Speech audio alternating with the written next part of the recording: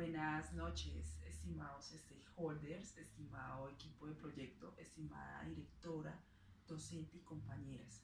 Mi nombre es Adriana Huertas. En el día de hoy les vengo a presentar una capacitación a todo el personal interesado en el proyecto en un tema muy importante para la administración de proyectos y es el riesgo, ¿sí? El riesgo, como ustedes saben, es la probabilidad de que algo ocurra y puede ser positivo o puede ser negativo. En el tema de SARO, son resultados negativos que influyen en la utilidad de la empresa, genera una pérdida en los activos organizacionales de la empresa.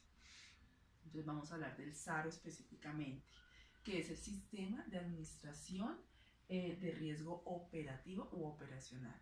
Para ello es importante recalcar por qué se presenta ese riesgo, cuáles son las fuentes que generan que se presente ese riesgo, ¿sí? Entonces vemos unos factores internos que son en primera instancia los recursos humanos. Yo tengo que tener un personal capacitado y en las condiciones para desarrollar sus roles.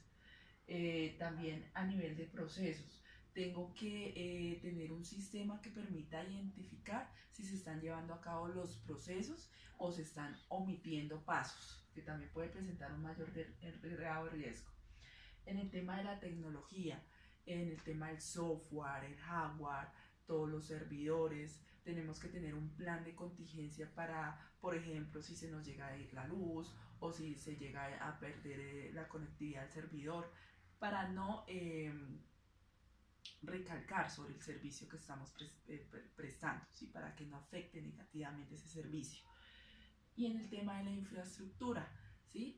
Contar con todas las condiciones y ambiente laboral para poder desarrollar esa tarea, para que el proyecto se pueda presentar o llevar a cabo, o para que un funcionario pueda llevar a cabo su rol.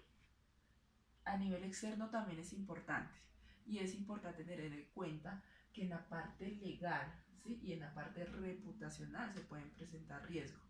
Por ejemplo, ustedes saben que tenemos que suscribir contratos con proveedores, entonces hay que tener en claro cuáles son las políticas que regulan esta normatividad. Y en la parte reputacional, pues ustedes saben que puede posicionar negativamente a la entidad. Entonces, a nivel reputacional también puede repercutir mucho.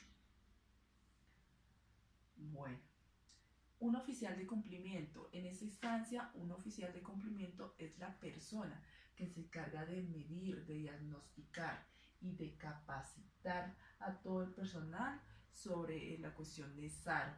¿Sí? Es la persona que la monitorea y la persona que principalmente está supervisando si avanza o qué medidas hay que tomar.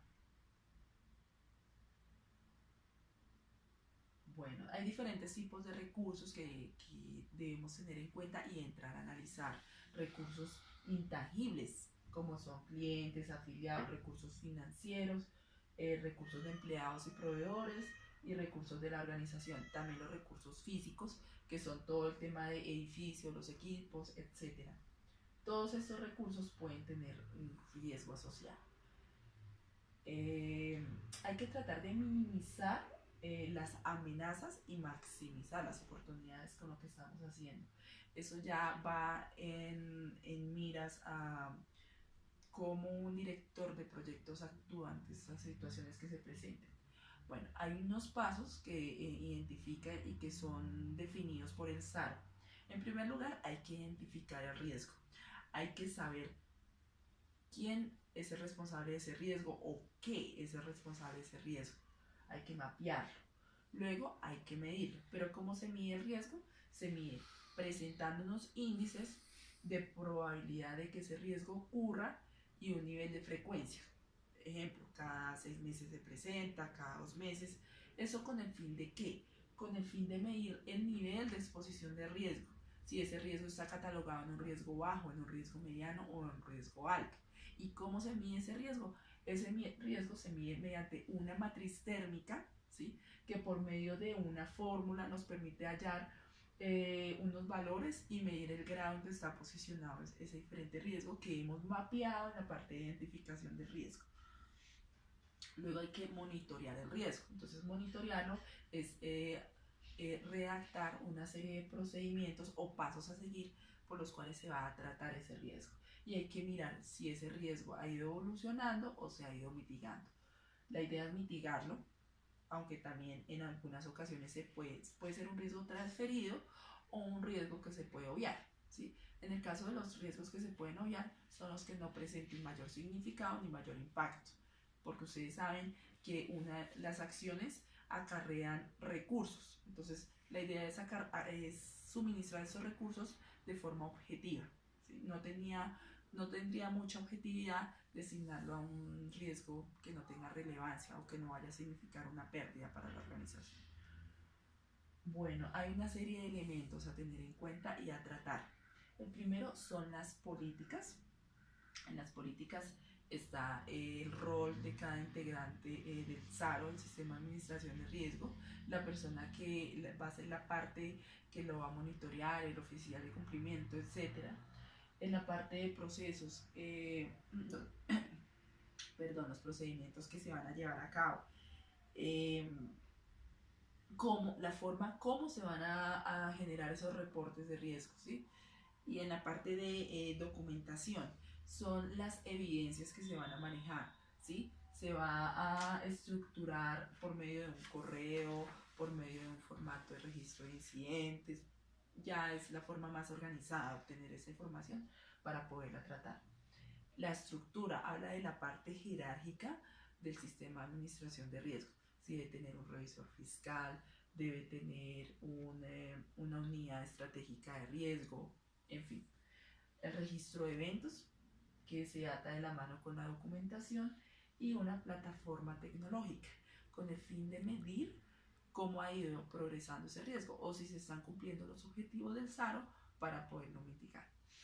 Y un mecanismo de divulgación y capacitación, como lo que estamos haciendo en estos momentos con nuestros estimados stakeholders. Les estamos presentando toda la información para que conozcan como parte involucrada en nuestro proyecto y nos ayuden a detectar por medio de una lluvia de ideas los registros a tener en cuenta para tratar esos incidentes. Bueno, aquí nos vamos con un ejemplo para cambiar un poco la metodología de la capacitación, que es un riesgo inherente. Entonces, imaginémonos que en un conjunto entra un ladrón y no hay ningún vigilante ni nada. Entonces, el riesgo inherente en este caso es la probabilidad de que esa persona pueda hurtar algún domicilio o algún inmueble. Es decir, en otras palabras, es el nivel de riesgo propio de la actividad sin control alguno. Luego viene el riesgo residual, que es ese mismo riesgo inherente, pero implementándolo en control. Para nuestro ejemplo, ¿cuál es la probabilidad de que ese ladrón ingrese y hurte un domicilio o un inmueble estando un vigilante? Porque ya tiene el control. El plan de continuidad de negocio son todos los procedimientos y el conjunto de actividades y recursos que destino para poder tratar ese riesgo. Y el plan de contingencia es como un plan de emergencia. Es una medida más inmediata con el fin de responder a diferentes fallas del proceso. Entonces, algo que nos signifique gran impacto y que tengamos que, como directores del proyecto o como integrantes fundamentales, tengamos que responder inmediatamente es ya tener un plan de contingencia para poder actuar frente a esas situaciones que se pueden dar de forma imprevista. Hay que tener en cuenta que siempre debemos actuar bajo unas medidas cualitativas y unas medidas cuantitativas, ¿no? Es importante. Bueno, y para concluir voy a hacer como un esquema general de lo que es el riesgo. Entonces, primero, como les decía, vamos a identificar qué es lo que genera riesgo o qué no genera.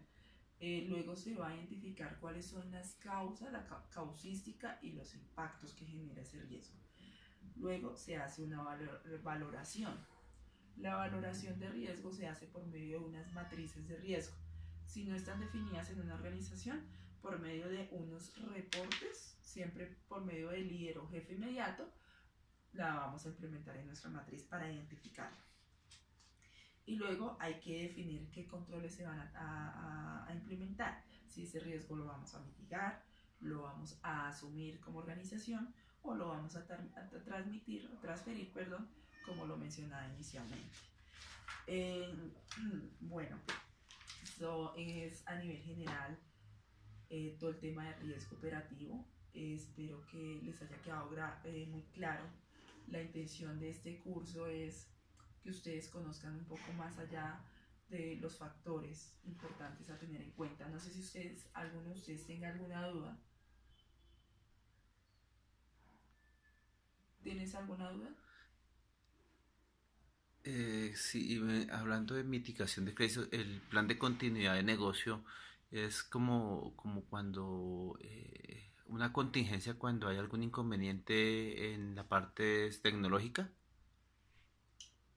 El plan de contingencia, de continuidad de negocio. de continuidad, sí. Sí, siempre se deben tener en cuenta todas las actividades y procesos para poder mitigar este riesgo. ¿Sí? Por ejemplo, en la parte tecnológica, fallas en el servidor. Entonces hay que tener un plan B para poder tratar esas ocasiones que se pueden presentar muy periódicamente o extemporáneamente. ¿Sí? Y el plan de contingencia es lo mismo, pero a más corto plazo. Esa es la diferencia. Bueno, no siendo alguna otra persona, bueno, no siendo más, me despido de todos ustedes dándoles muchísimas, pero muchísimas gracias por su valioso tiempo. Feliz noche.